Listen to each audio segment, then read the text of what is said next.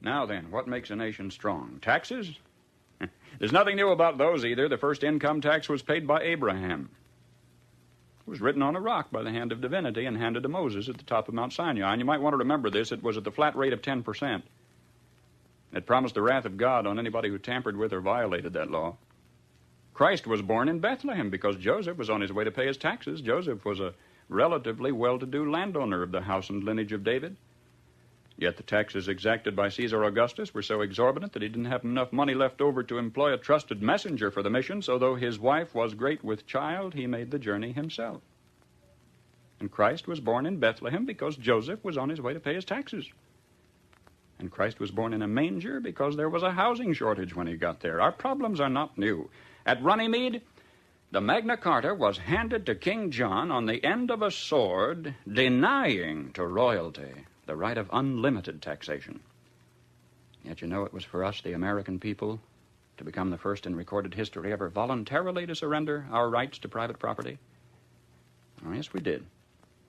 With an innocent-sounding constitutional amendment, the 16th, which says that Congress shall have the power to lay and collect taxes on incomes from whatever source derived, and we forgot to put any limit on the extent to which we could tax ourselves.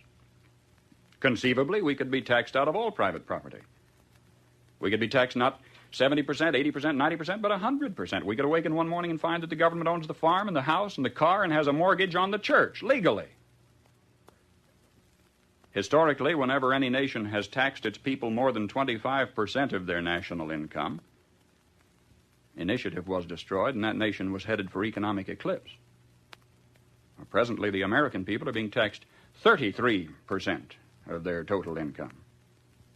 History says we'll roll forward on momentum for a little while, but we'd better get some more gas in the tank pretty quick. You see, ours is not the first by George good government to arise on the world stage. There have been several.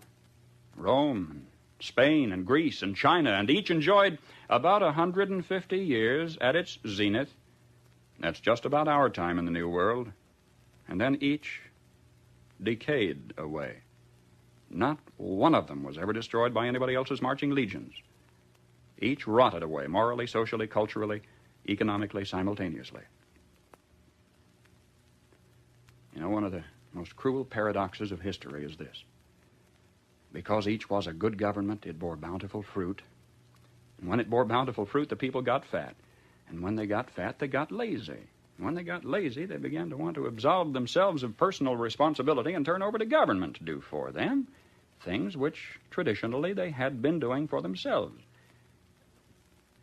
At first, there appears to be nothing wrong in asking government to perform some extra service for you, but if you ask government for extra services, government, in order to perform its increasing function, has to get bigger, right? And as government gets bigger, in order to support its increasing size, it has to what? Tax the individual more, so the individual gets littler.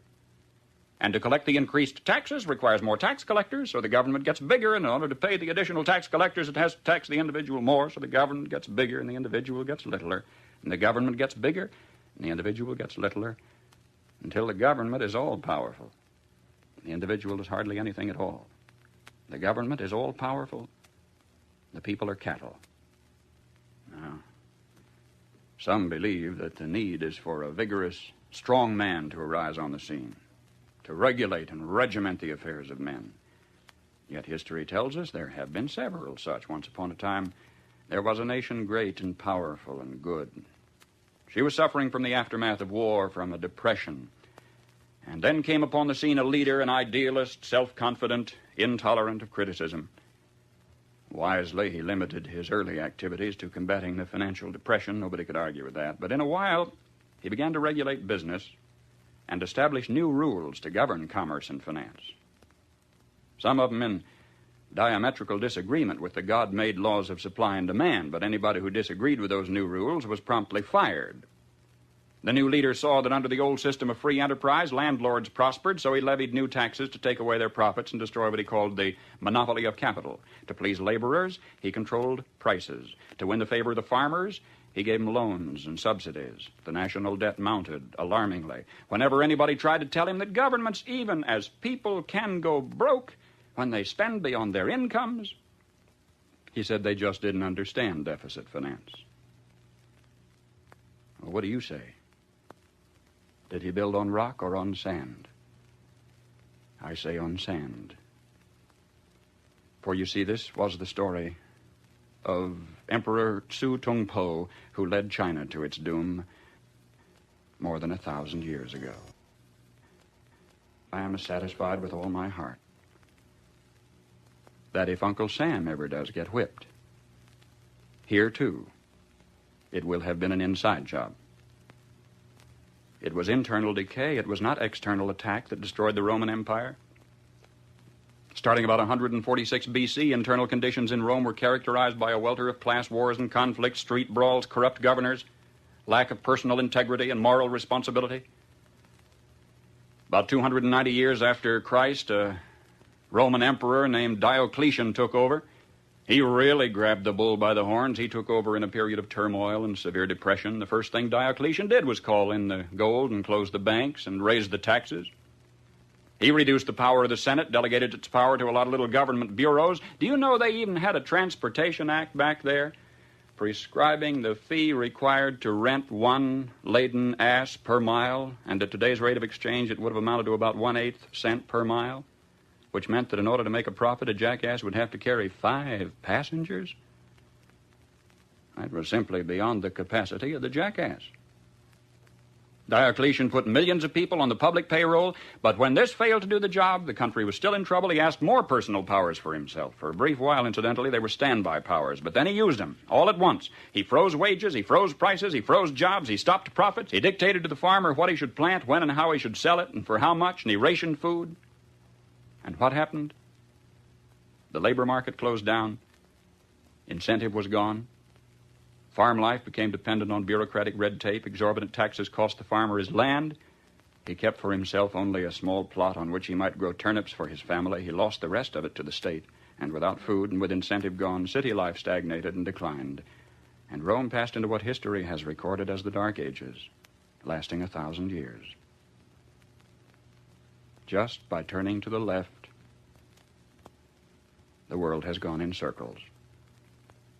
A nation would evolve from a monarchy into an oligarchy, from oligarchy to dictatorship, from dictatorship to bureaucracy, from bureaucracy to pure democracy, where finally the people would cry out from the chaos and confusion of the streets, "Oh, please, God, give us a king," and God would give them a king, and they'd have a monarchy again and start the whole silly cycle anew. Now, either we will profit from the errors of their ways, or it follows as the night the day, our children are going to have to relive the Dark Ages all over again. How come, after thousands of years of experiment, our new nation has come so far so fast? All this in less than 200 years. What is the secret of our success? Well, I think it had to do with a basic American's creed. Perhaps it never passed the pioneer's lips in this form, but if it had, I think he would have said something like this: I believe in my God, in my country, and in myself. I know that sounds like a trite, too simple thing to say, and yet it's a rare man today who will dare to stand up and say, I believe in my God and my country and in myself, and in that order. When the early American pioneer first turned his eyes toward the west, there were only Indian trails, or traces, as they were called, for him to follow through the wilderness. Do you know today you can roller skate from Miami to Seattle? From San Diego to Plymouth Rock? In this little bitty instant, as historical time is measured, our 7% of the Earth's population has come to possess more than half of all the world's good things. How come? Well, sir, when that early pioneer turned his eyes toward the west, he didn't demand that somebody else look after him. He didn't demand a free education.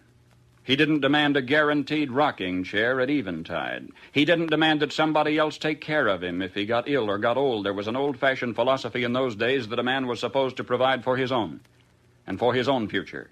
He didn't demand a maximum amount of money for a minimum amount of work. Nor did he expect pay for no work at all. Come to think of it, he didn't demand anything.